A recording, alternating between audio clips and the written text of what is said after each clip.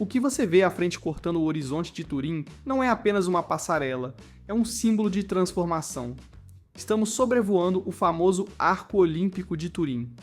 Essa estrutura vermelha vibrante, que se destaca contra o céu e os Alpes ao fundo, é muito mais do que aço e concreto. Ela é o marco físico que divide o passado industrial da cidade do seu presente moderno e cultural. Construído especificamente para os Jogos Olímpicos de Inverno de 2006, este arco foi projetado para ser a espinha dorsal de conectividade daquela época. A missão era ambiciosa: conectar o histórico edifício da fábrica da Fiat, hoje o Centro Comercial Lingotto, com a então recém-construída Vila Olímpica situada na área dos antigos Mercados Gerais, conhecida como Exmoy. Foi uma peça-chave na maior reurbanização que a cidade já viu. Tecnicamente, estamos olhando para uma obra-prima de engenharia civil.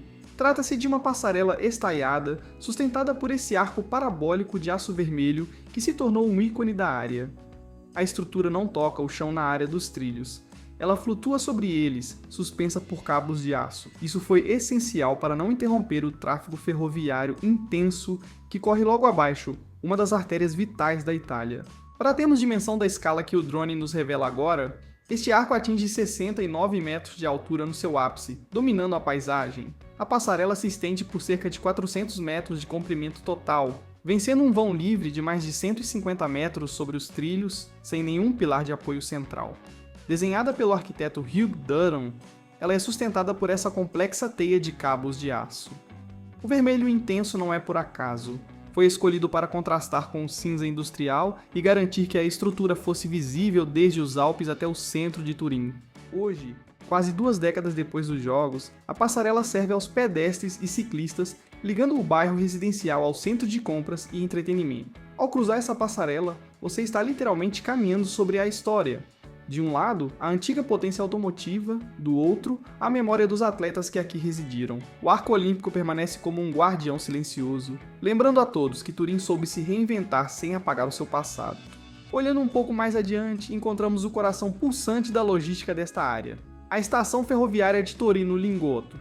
Esta é a terceira estação mais importante de toda a cidade, mas sua história é diferente das outras. Enquanto as estações centrais serviam passageiros, Lingotto nasceu com graxa nas veias.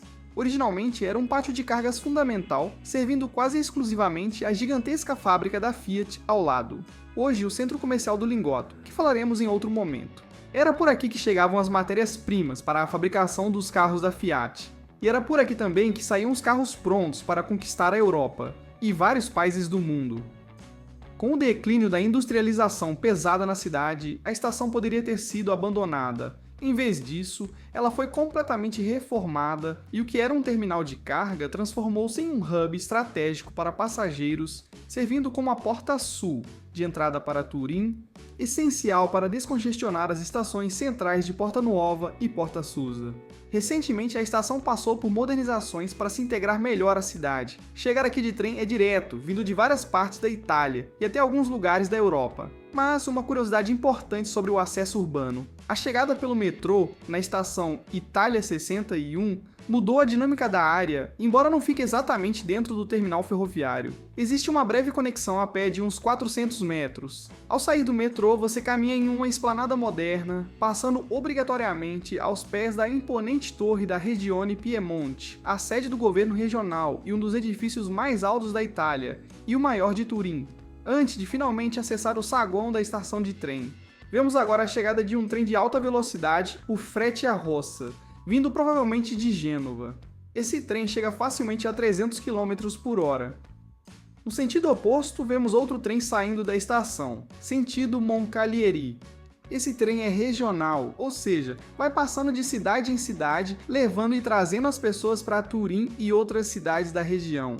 A estação também é o ponto de desembarque para quem visita grandes atrações vizinhas. E claro, está próximo do primeiro Italy do mundo, construído na antiga fábrica de vermute Carpano, em frente ao centro comercial Lingotto. A estação Lingotto é o elo que une gastronomia, negócios e turismo.